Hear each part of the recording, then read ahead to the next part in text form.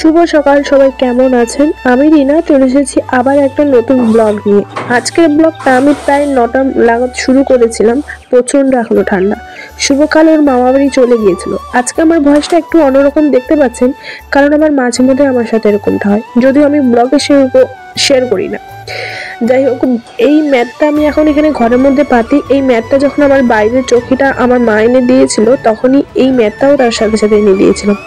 সেটা তার চৌকিটার মধ্যে পাতি না, যেহেতু শুভ সবসময় হাঁটা চলা করে, তাই বিছানার নিচে ওটা এখন পেতে দিই। ঘরটা ঝাড়ু দেওয়া হয়ে গেছে, এখন আমি বাইরেটাও ভালো করে ঝাড়ু দিয়ে নেবো।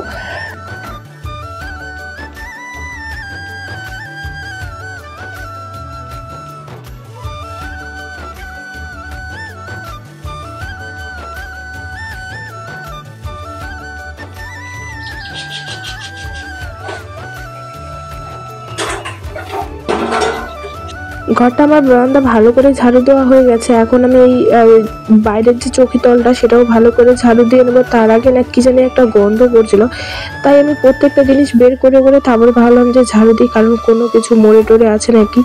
বিড়ালগুলো খুব ঘোরাফেরা করে, যদিও ঘরে ইঁদুর নেই, তারপর কোথা থেকে নিয়ে আসবে, তাই না? তো সে কারণে ভালোভাবে এদিকে পরিষ্কার করে নিয়ে তারপরে বাকি কাজগুলো আমাকে করতে হবে।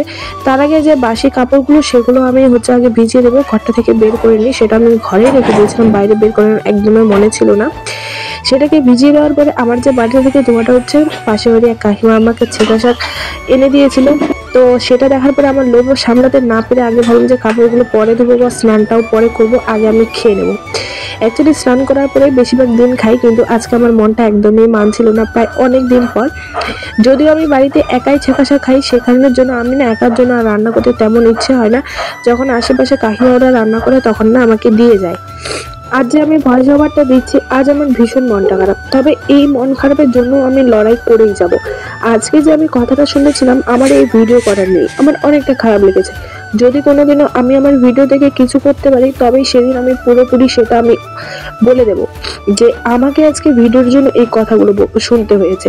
অ্যাকচুয়ালি আমি যে ভিডিওটা করছি সেটা আমার একার জন্য নয়। আমি যে এত খাটাখাটি 3 বছর নাগাদ করছি, সেটা আমার একার জন্য নয়।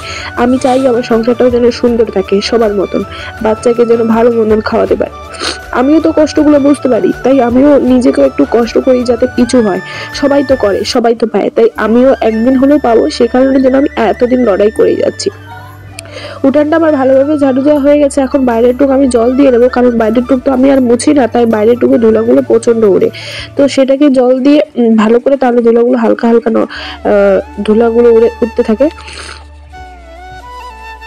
আর একটু ঝাড়ু দিতে না দিতেই ঘরে এসে দেখি আবার সেই নিম পাতাগুলো পড়ে গেছে। এখন যেহেতু নিম পাতাগুলো ঝরে যায় বা সজনে পাতাগুলো, তাই আমার বাড়ির পাশে তো নিম গাছ রয়েছে, সে কারণের জন্য একটু হাওয়া হলেই আবার আমার উঠোনটা ভর্তি হয়ে যায়।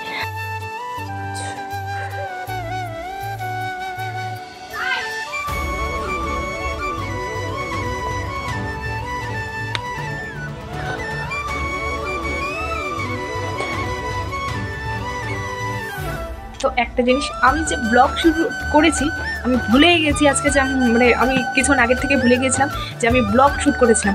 তো যাই হোক, এখনই ফট করে মনে পড়লো যে মা আমি তো ব্লগ শ্যুট করেছিলাম। তারপরে শুভকে গিয়ে ও বাড়ি থেকে কাজ স্নান করেই শুভকে ও বাড়ি থেকে নিয়ে এসেছি। এই যে আস্তে আস্তে যা কাণ্ড করেছে, যেতে যেতে গাড়ি লিক হয়ে গেছে। বাড়ি আসার সামনের রাস্তায় পৌঁছে গেছি, তখনই আমার গাড়ির তেল শেষ হয়ে গেছে, আর অর্ধেকটা রাস্তা ঠেলে ঠেলে এনেছি। বাবা বাড়ি থেকে কিছু সবজি, হ্যাঁ বাবা বাড়িতে মনে ছিল যে আমি ব্লগ শ্যুট করছিলাম, কিন্তু সেখানে আমার বাবা ছিল সেই মুহূর্তে, তো সেখানে আমি ব্লগটাকে ক্যামেরা অন করতে পারিনি। তবে বাবা বাড়ি থেকে অনেকগুলো শাক নিয়ে এসেছি, এই যে এগুলো এখন দেখাবো। বা এই যে লাউ এনেছি, মিষ্টি কুমড়োর ফুল এনেছি, আর লঙ্কা এনেছি, তারপরে আরেকটা এই শাকগুলো আনতে আনতে যারাই আমার লাউয়ের কষিগুলো দেখছিল তারাই বলছিল বা আমাকে দে না, কিন্তু আমি বেশি আনিনি বলে তাদেরকে দিতে পারিনি। আর আমি একটা খুশি আপনাদেরকে দেখাচ্ছি যে এত সুন্দর, সেই খুশিটাই আমরা বেশি করে দেখাচ্ছিলাম। এই যে দেখুন।